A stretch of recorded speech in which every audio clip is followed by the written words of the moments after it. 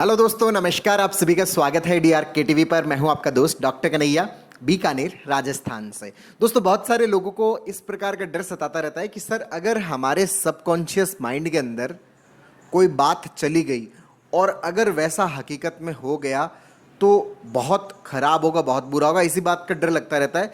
Sir, जैसे मेरे दिमाग के अंदर ये ख्याल आता रहता है कि मैं जो है वो नर्क में जाऊंगा। मेरे दिमाग में बार बार ये ख्याल आता है कि मैं नर्क में जाऊंगा। अच्छा, नर्क में क्यों जाऊंगा? इसका क्या बिलीफ जुड़ा हुआ है नर्क में जाने का? कि सर, मैं नर्क में इसलिए जाऊंगा क्योंकि मैंने खराब किया है।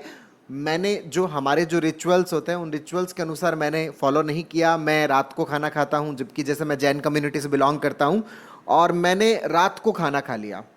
तो अब हमारी जैन कम्युनिटी में ये बोलते हैं कि अगर रात को खाना खाओगे तो पाप हो गया, और पाप हो गया तो अब मैं नर्क में जाऊंगा। तो सर, मेरे दिमाग में हर वक्त ये ख्याल चलता रहता है, हर वक्त ये थॉट चलता रहता है कि मैं नर्क में जाऊंगा। क्यों? क्योंकि मैंने पाप किया है। तो यहाँ पर एक चीज़ बहुत अच्छे से समझ लीजिएगा दोस्तों, यहाँ पर इसको डिस्प्यूट करने की ज़रूरत है। अगर हम अपने इस डर को ख़त्म करना चाहते हैं, डर को मिटाना चाहते हैं, यहाँ पर इस चीज़ को बहुत अच्छे समझने की ज़रूरत है कि ये जो दिन में खाना खाना है, सुबह खाना खाना है, शाम को खाना खाना है, सूरज छिपने से पहले खाना खाना है या सूरज के बाद में खाना खाना है या नहीं खाना है, ये जो खाने के जो शेड्यूल्स बने हुए हैं ना, ये हेल्थ के लिए बने हुए हैं कि हमारी हेल्थ किसके साथ में बेहतर हो सकती है। तो उसके अलग अलग लोगों ने अपने अलग अलग ट्रायल्स लिए हैं और उन्हीं ट्रायल्स के अकॉर्डिंग उन्होंने रूल्स एंड रेगुलेशंस बनाए। लेकिन इन रूल्स एंड रेगुलेशंस का इस प्रकार से खाना खाने का कि अगर आप सुबह खाना खाते हो या दोपहर में खाना खाते हो या सूरज ढलने से पहले खाना खाते हो या बाद में खाना खाते हो, इसका आपकी हेल्थ से रिलेशन है, ना कि आपके स्वर्ग और नर्क में जाने से रिलेशन है। ऐसा नहीं है कि अगर आप दिन छिपने से पहले अगर खाना खाओगे तो आप स्वर्ग में जाओगे, और अगर आप सूरज ढलने के बाद में अगर खाना खाओगे तो आप नर्क में जाओगे। इसका आपकी हेल्थ से है कि अगर आप सूरज ढलने से पहले खा लेते हैं तो उसके खाने के बाद में आपके पास में इनफ टाइम रहता है, सोने से पहले 2-3 घंटे का गैप रहता है। अगर गैप रहता है तो उस गैप के दरमियान आप फिजिकल एक्टिविटी भी कुछ आपकी हो जाएगी और उसके बाद में आपका सोने का साइकिल है वो अच्छा होगा, तो उससे आपकी हेल्थ बेहतर बनेगी। ना कि इसका किसी स्वर्ग में और नर्क में जाने से इसका कोई रिलेशन है। इस चीज़ को बहुत अच्छे से समझ लीजिएगा। तो जब तक हम इस चीज़ को सही तरीके से एक्सप्लेन नहीं करेंगे ना, तो हमारा जो ये डर है ना, ये डर खत्म नहीं होगा। क्यों? क्योंकि हमने जैसा हमने सुना उसको हमने सीधा ही समझ लिया कि बस अगर सूरज ढलने के बाद में खाना खाया तो हम नर्क में जाएंगे। तो हमें यहाँ पर अपने इस थॉट को डिस्प्यूट करना पड़ेगा। जब हम इसको डिस्प्यूट करेंगे तो ही हम क्या हो पाएंगे, यहाँ पर इजी हो पाएंगे, कंफर्टेबल हो पाएंगे। यहाँ पे हमें बार बार सीबीटी का प्रैक्टिस करना पड़ेगा। एक और व्यक्ति है जिनको इस तरह का डर सताता है, उनको ऐसा लगता है कि जैसे सर मोबाइल के अंदर जो बैटरी होती है, तो मेरे दिमाग में एक ख्याल आता है कि जैसे मुझे मोबाइल की बैटरी में 30% दिखता है कि बैटरी डाउन होते होते 30% पे आ गई, तो मुझे यूँ लगता है कि मेरी उम्र अब 30 साल ही रहेगी। मेरा जो मोबाइल का बैटरी है वो 25% आ गया, तब मेरा उम्र है वो 25 साल ही रहेगा। अगर उसमें 20% है तो मेरा उम्र 20 ही रहेगा, और अगर उसमें 0 आ गया तो मुझे लगता है बस अब तो ख़त्म हो गया।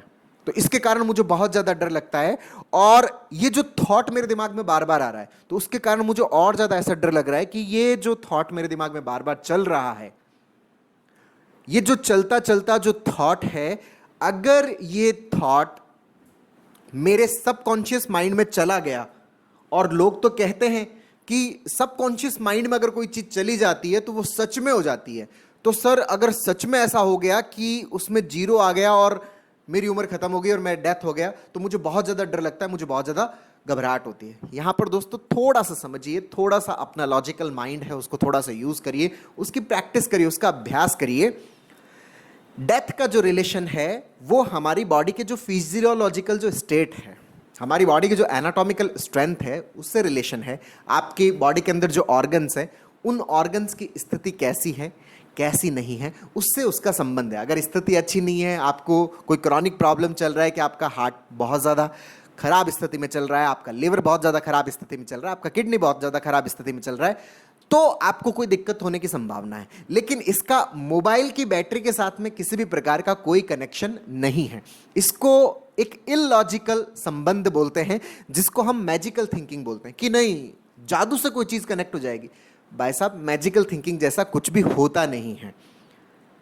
हम यहाँ पर क्या यूज़ कर रहे हैं, मैजिकल थिंकिंग यूज़ कर रहे हैं, उसके कारण से हम यहाँ पर क्या हुए हैं, फंसे हुए हैं। तो इस चीज़ को बहुत अच्छे से डिस्प्यूट करना है कि डेथ का जो मसला है वो हमारी हेल्थ से रिलेटेड है, वो मोबाइल की बैटरी से रिलेटेड नहीं है कि बैटरी में अगर जीरो आ गया। तो आप अपने आसपास लोगों को देखिए ना, कितने ऐसे लोग हैं हमारे आसपास जिनकी मोबाइल की बैटरी है वो जीरो हो जाती है, तो क्या उन लोगों की डेथ हो जाती है? और ऑलमोस्ट जितने मोबाइल लोग यूज़ करते हैं, और अब तो ऐसी स्थिति हो रखी है कि जब तक मोबाइल की बैटरी पूरी ख़त्म नहीं हो जाती ना, तब तक लोग मोबाइल छोड़ते नहीं हैं। तो इसका मतलब ऑलमोस्ट सब लोगों की मोबाइल की बैटरी वो कितने पर जाती है? वो जीरो पे जाती है। तो क्या सब लोगों की एज खत्म होगी? क्या सब लोग खत्म हो गए? क्या सब लोग मर गए? हमारे आसपास देखिए, बहुत सारे जो लोग हैं, हमारे घर के अंदर ही देख लीजिए कि कितने जने हैं जो मोबाइल यूज़ कर रहे हैं और उन मोबाइल की बैटरी जीरो तक जाती है। तो क्या उन लोगों की डेथ हो गई? तो हमारे पास में उस एविडेंस को इकट्ठा करिए, अपने आप को उस एविडेंस को दीजिए, इस थॉट को ब्रेक करिए, यहाँ पे सही तरीके से इसको लॉजिकली डिस्प्यूट करिए कि ये दोनों चीज़ों के बीच में जो कनेक्शन है, ये एक प्रकार का मैजिकल थिंकिंग का कनेक्शन है। एक्चुअल में, रियलिटी में कुछ भी कनेक्शन नहीं है। मतलब यहां पर जितने भी कनेक्शन है वो सिर्फ काल्पनिक है, वास्तविक किसी भी प्रकार का कोई कनेक्शन नहीं है। तो दोस्तों, इस प्रकार के जो भी हमारे दिमाग में थॉट आते हैं, जिसका हमें यूं डर लगता है कि ये अगर मेरे सबकॉन्शियस में चला गया ना, बस अब मसला सारा गड़बड़ हो जाएगा, खराब हो जाएगा, और उसकी वजह से हमें बहुत ज़्यादा घबराहट महसूस हो रही है, बहुत ज़्यादा डर लग रहा है, बहुत ज़्यादा हम पैनिक हो रहे हैं, तो हमें हमारे इस थॉट को करेक्ट करने की ज़रूरत है, तोड़ने की ज़रूरत है, इसको चैलेंज करने की ज़रूरत है। इसके लिए हमें सीबीटी के रेगुलर प्रैक्टिस की ज़रूरत है। तो दोस्तों, उम्मीद करता हूँ आपको ये वीडियो पसंद आया होगा। नीचे कमेंट बॉक्स में लिखकर जरूर बताइएगा। और अब तक यदि आपने मेरे यूट्यूब चैनल DRKTV को सब्सक्राइब नहीं किया तो प्लीज़ उसे सब्सक्राइब करें, ताकि मेरे नए वीडियो का नोटिफिकेशन आप तक सबसे पहले पहुंचे। बहुत बहुत धन्यवाद दोस्तों। जय हिंद, जय भारत।